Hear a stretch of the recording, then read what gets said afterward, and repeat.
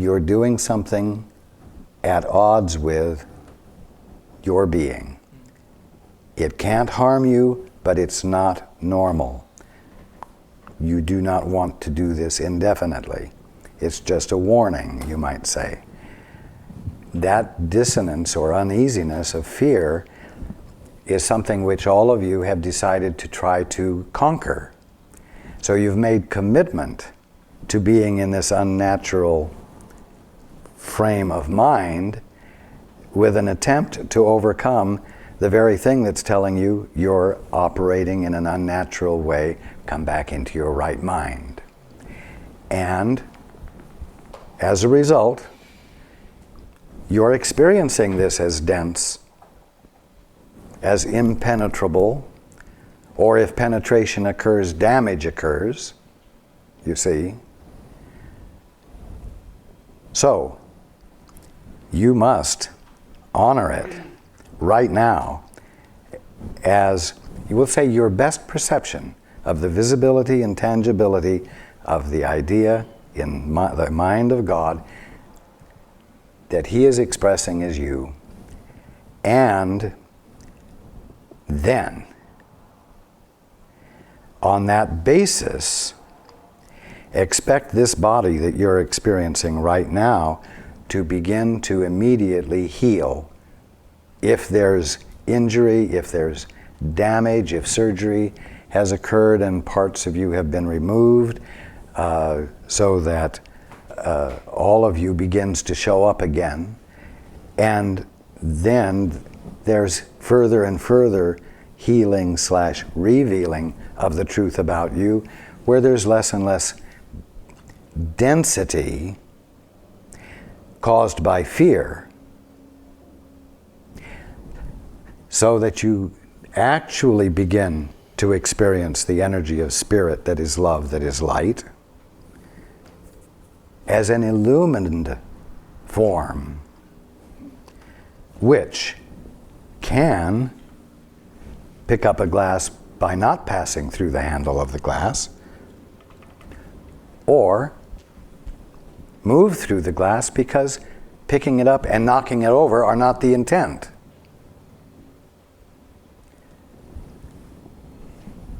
So the way is through being mindful and listening in the moment and being led to that place in which we gradually...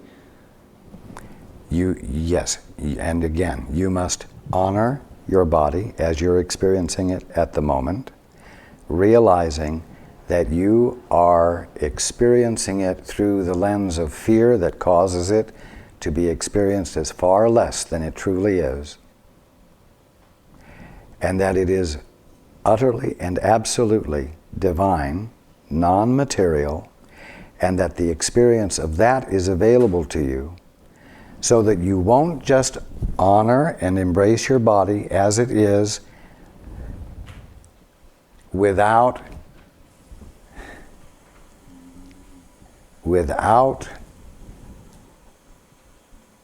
allowing for a change of perception to occur, because you're so darn satisfied with your body as you're now experiencing it.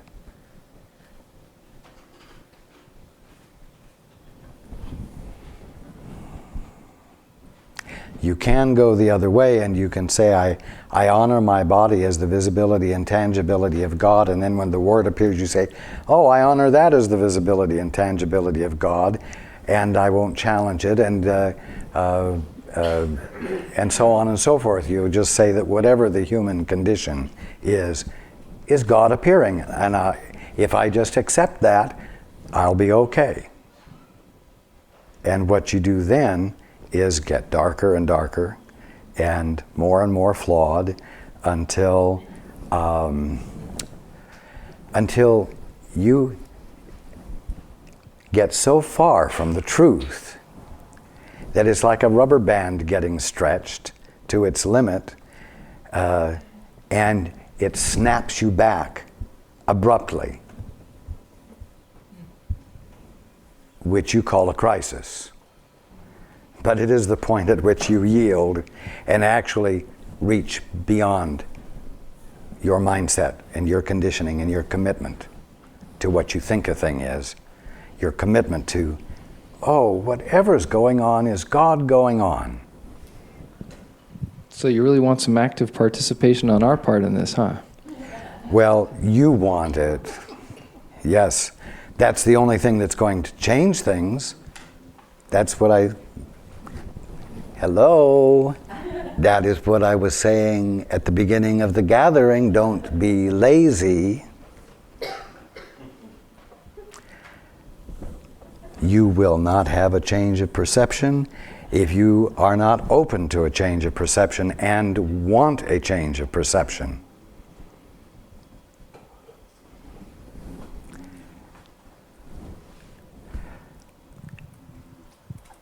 And nothing's going to change until you change.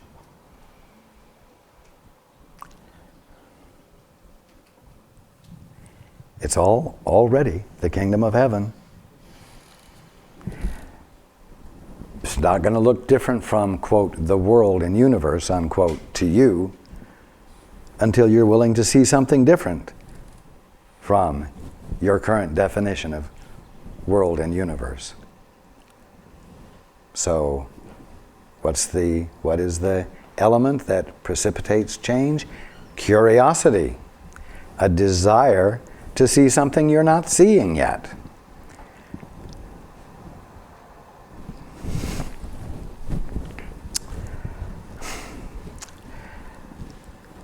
I keep saying, all that's in your face is reality, the kingdom of heaven. So, you're going to start with everything that's in your face and honor it by saying, if there is something here at all, it must be the energy of spirit, which is love, which is light, which desires to arrange itself and be pulses of light that are recognizable, impulsed by the idea that God is minding or being.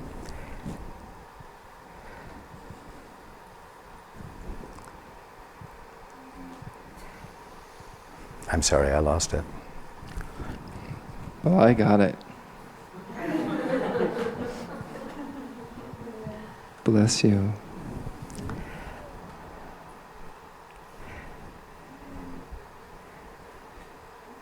Bring the curiosity into play.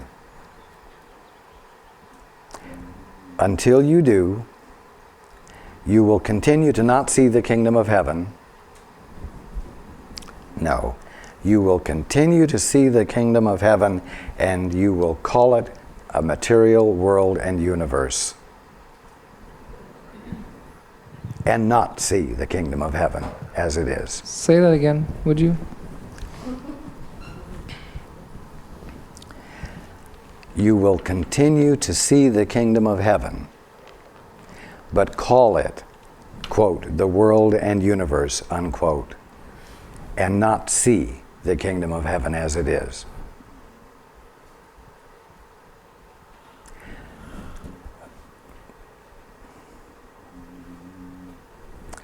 How can I say it?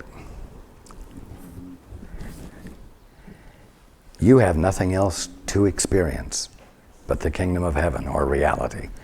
And so right now, that is what you're experiencing.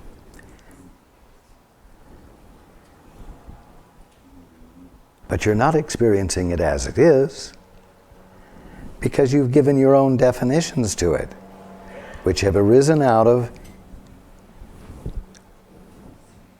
a choice to be able to have the authority to give definitions, coupled with unavoidable uneasiness called fear that you will always experience when you're trying to look at things by yourself. And so that has caused the only thing that there is available for you to experience, the kingdom of heaven, as dense, dark,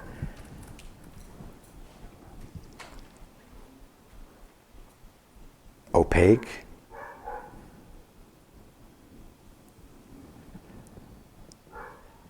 manifestations of energy called matter, which are constituted of force, called positive and negative electrical charges. Love is not polarized. The light that is love is not polarized. The energy of spirit is not polarized. But when you perceive the energy of spirit that is love, that is light, through the lens of fear, you experience it as polarized or as force. That then is called matter. Material energy is polarized. But the polarity of it is not in the thing being experienced. It's in the distortion of a direct experience of reality. The energy of spirit, that is love, that is light, that is not polarized in any way.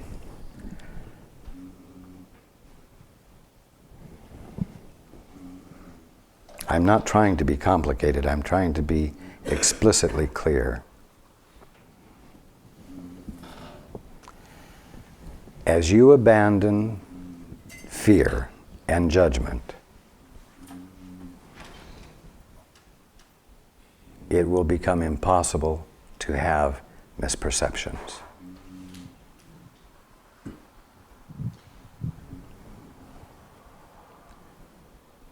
Because we are all unique beings.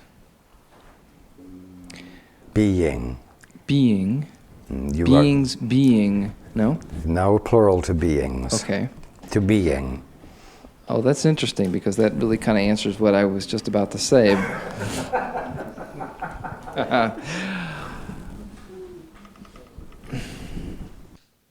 But our experience of life from a true perception. Let us say true experience. A true experience. Is that open to being uniquely experienced because we seem... I've heard you say that God shows up in unique manifestation, that without repeating himself. Without repeating himself. So given that we are an extension of that, wouldn't we have unique experiences of a singular, quote, reality, giving a little breadth and room for an infinite diversity with which we experience Yes. God and God experiences us? And yes, you would, but not without simultaneously experiencing every other individuality's unique perception as well.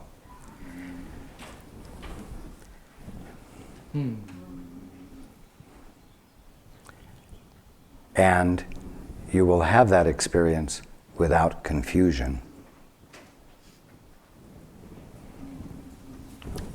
When you see this glass as the energy of spirit, that is love, that is light, you would say it was constituted of light. And that the love that is the substance of this light, you experience as loving you, as though the glass is loving you. But I also mentioned that at the same time, you will experience the fact that the love that is loving you is the love that you are. And you will experience that apparent difference without confusion, as though it's you and it's not you at the same time, as though you are the love that is coming from out there toward you. This is not a confusing experience, but it is hard to describe as a unified experience. Because at the moment, you're used to all the connotations and meanings associated with separateness. Right.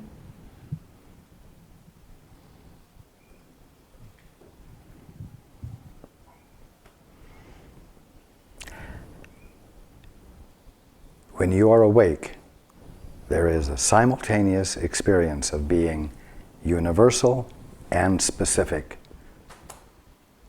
Two things that seem to be at odds, different, but it is an unconfusing experience when you are awake. And it's a unified experience. And, for example, you will be able to experience being specific and universal. And in the universality of it, Paul will be part of you. But you will also experience Paul being specific and universal, in which you are part of the universality of Paul. And this will be a shared experience with all of the brotherhood, infinitely, and there will be no confusion. And you will experience the fact that all of you are the glory of God. It is an awesome experience, you would call it. I use that word so it might pique your curiosity and cause you to engage it. But it is also normal. It's just the capital W way things are. So how do we do that without 40 days and 40 nights fasting and a whole childhood of teachers and constant devotion to that path as you did? You do whatever you can to break the isolation that you've chosen. And so you find an object of your affection. You find someone to love. You forget about finding someone to love you. And then you start making the gift. Also,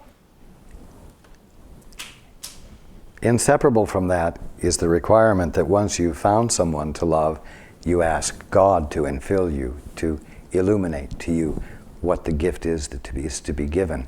And that is another, and perhaps the most significant part of breaking your isolation, because now you're going to let the Father's perspective back into your life. And His perspective is the one that unifies things and meets you where you are, so that abandoning your ingrained fears that seem so essential to you can be done with some grace.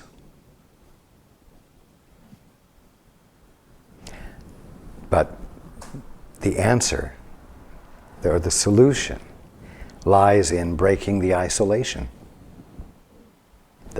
Father, I'd rather look at it my way.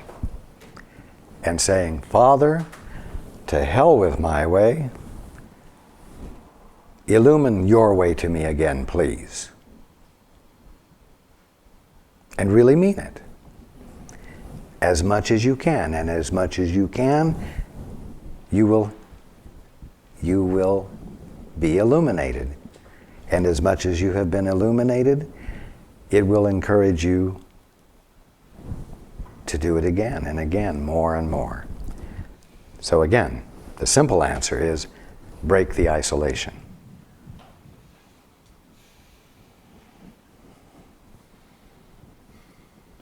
And that's where we should leave this subject. Thank you. You are welcome. And we will take a break. Okay. Hands.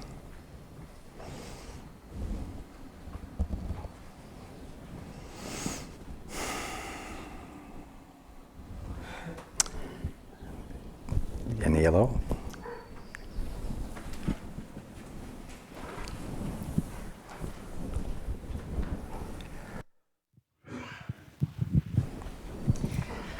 I want to know, for lack of better words, about contracts. Are we really destined to meet some people when we come into this lifetime, and then others? Because sometimes you meet someone and you just know that that you're supposed to meet them. It connects. And then others, you can pass them on the street and it really doesn't. And see, some of that reminds me of specialness, and then some of it, sometimes I meet someone and I just know I'm supposed to meet them. And I want to hear what you have to say about that to make me understand it better.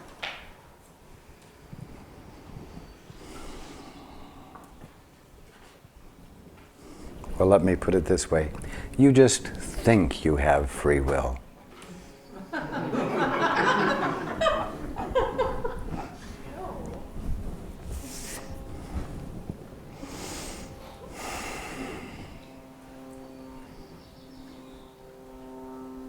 Is that what pushes us to do certain things and meet some certain people? The lack of our free will?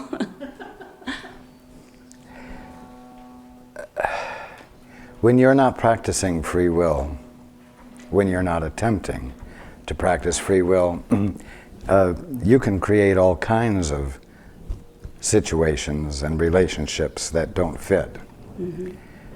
When you're not practicing free will, there's a natural attraction of those elements, if you will, individuals, who together will identify fulfillment of purpose.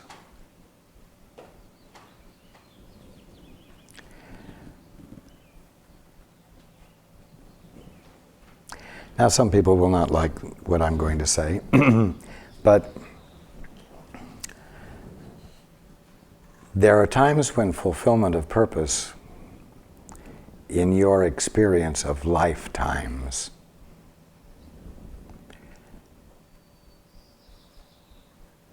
does not come to completion. And so you will find yourself reuniting with someone for the purpose of completion of that movement, if you will.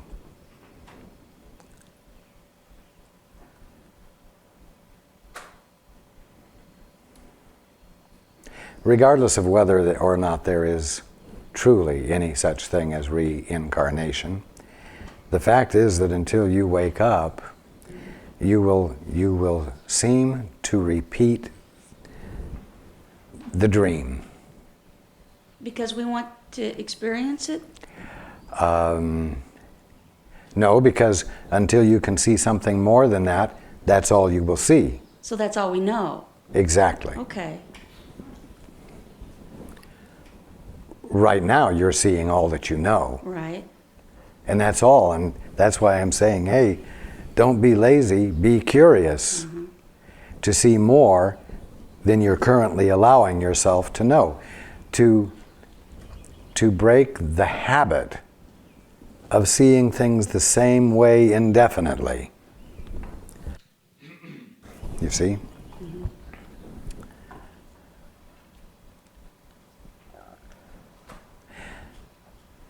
As far as contracts are concerned, forget about contracts. The only thing you're obligated to be / do is whatever God is being you at the moment. Yeah. You do not have free will. That's a relief.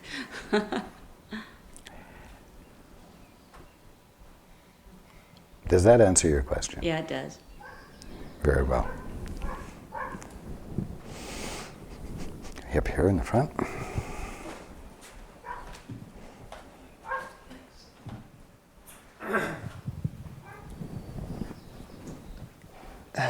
Well, my life has clearly showed me that I don't have free will. Thank you, because my life.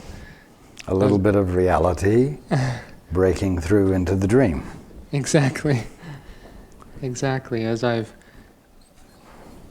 had the willingness to listen to God's will, and now making my gift and realizing that I am love and giving that gift, my life's transformed gracefully and miraculously. And I just want to know how I'm doing from your perspective, if there's anything that you could share.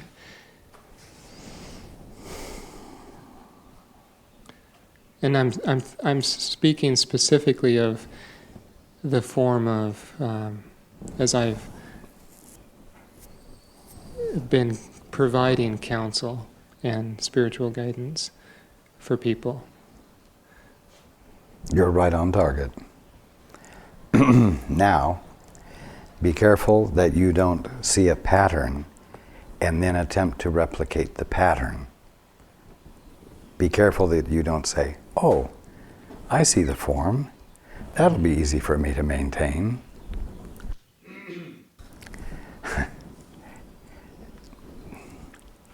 You want to continue listening so that when the form changes, you stay with it. You stay with what's unfolding. Don't think at any point that you've gotten it pegged. Else you'll take it into your hands and attempt to replicate it. And if you get a replication, you've lost the real thing. Yeah, I know your warning from experience of having done that so many times. Thank you. I mention it because the habit isn't completely broken yet. Mm-hmm. So I want you to stay alert. Thank you. You're welcome.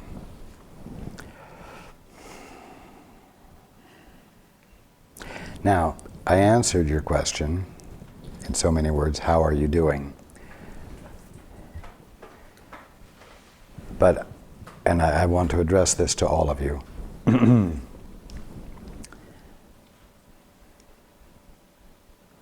When you listen for guidance and you find yourself led and you're willing to follow and make commitment to it,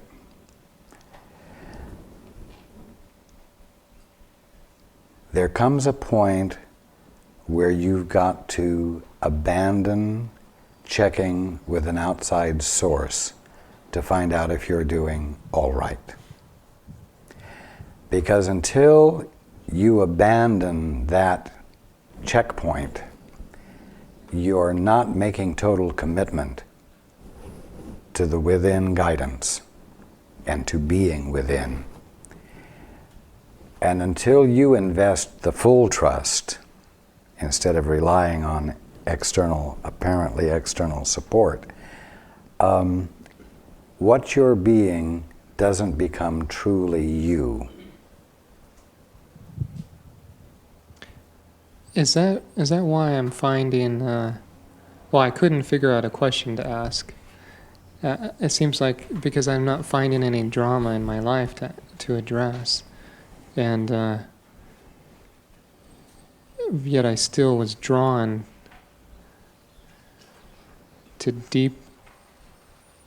Yeah, I still perceived that I would have a deepening by your confirmation or invalidation.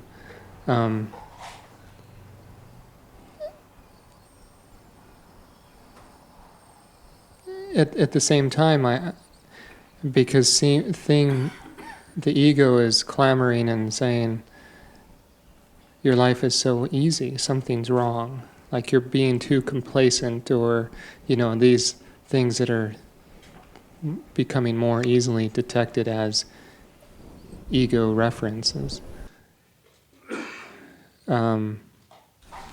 But anyhow, I get your point.